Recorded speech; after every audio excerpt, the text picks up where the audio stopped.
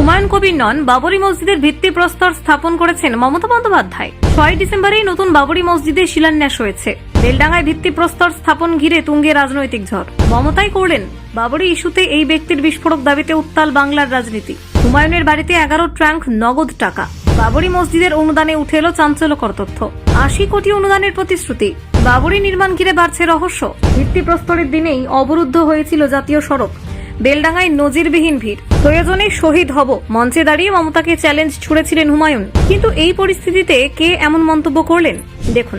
পশ্চিমবঙ্গে বাবরি মসজিদের ভিত্তিপ্রস্তর স্থাপনকে কেন্দ্র করে রাজ্য জুড়ে যে রাজনৈতিক উত্তাপ সৃষ্টি হয়েছে তার কেন্দ্রে রয়েছেন মুখ্যমন্ত্রী মমতা বন্দ্যোপাধ্যায় এবং তৃণমূলের সাসপেন্ড হওয়া বিধায়ক হুমায়ুন কবির। কেন্দ্রীয় মন্ত্রী গিরিরাজ সিং অভিযোগ করেছেন হুমায়ুন কবির শুধুমাত্র নামমাত্র ভূমিকা পালন করলেও আসল পরিকল্পনা ছিল মমতা বন্দ্যোপাধ্যায়ের, যিনি নাকি এই পদক্ষেপকে রাজনৈতিকভাবে ব্যবহার করতে চাইছেন।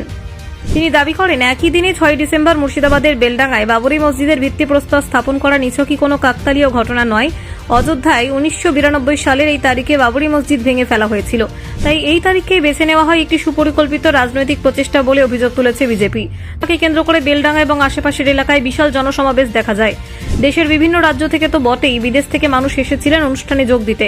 সৌদি আরব থেকে এক ধর্মগুরুর উপস্থিত হওয়ার খবর আরও বিতর্ক তৈরি করেছে।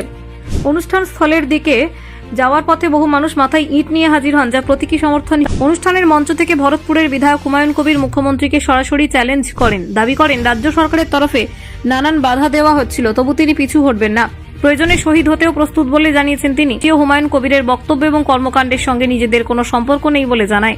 দ্রুত সিদ্ধান্ত নিয়ে তাকে দল থেকে সাসপেন্ডও করা হয়।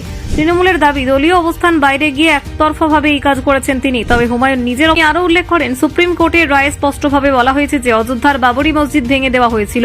হিন্দুদের অনুভূতির কথা মাথায় রেখে সেই জমিতে মন্দির নির্মাণের অনুমতি দেওয়া হলেও দেশে অন্য কোনো জায়গায় মসজিদ নির্মাণ আটকানোর অধিকার। হুমায়ুন কবিরের বাড়িতে এখন চাঞ্চল্যকর পরিস্থিতি। তার দাবি অনুযায়ী বাবরি মসজিদ নির্মাণের জন্য বিপুল পরিমাণ অনুদান আসছে, পাশাপাশি সাধারণ মানুষের কাছ থেকেও টাকা আসছে। ইতিমধ্যে 11টি বড় ট্রাঙ্ক ভর্তি নগদ টাকা এসেছে, যা গুনতে 30 জন মানুষ কাজ করছেন।